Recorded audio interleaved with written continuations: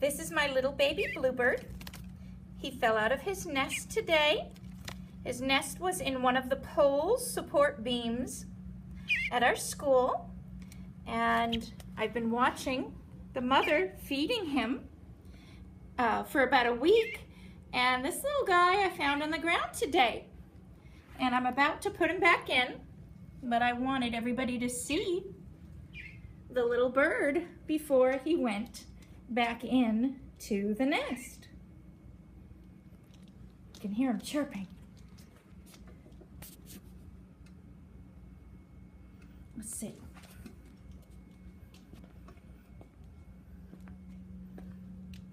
And my floor is a little decorated from the art show we had in our art room. But look at that. Hey, guy. Look at him. He's about ready to fly anyways. And he's been doing a good job, but just not quite good enough to get back up in the nest. So he probably needs a few more days. But John James Audubon, he studied birds like this in the wild. He would get up close and draw and sketch them. Look at that. He's amazing. He's got extra long legs. Look at those long toes. Wow. In the sunlight, you can see little bits of blue on the tips of those feathers. Wow, he makes a cool noise. See, you can see he's trying to fly a little bit. Hi, guy. Look at his throat when he makes a noise.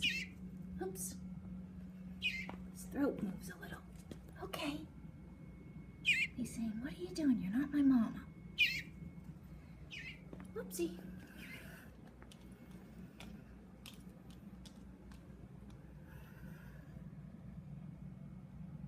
His little tips of his fur are a little white-tipped, blue-gray.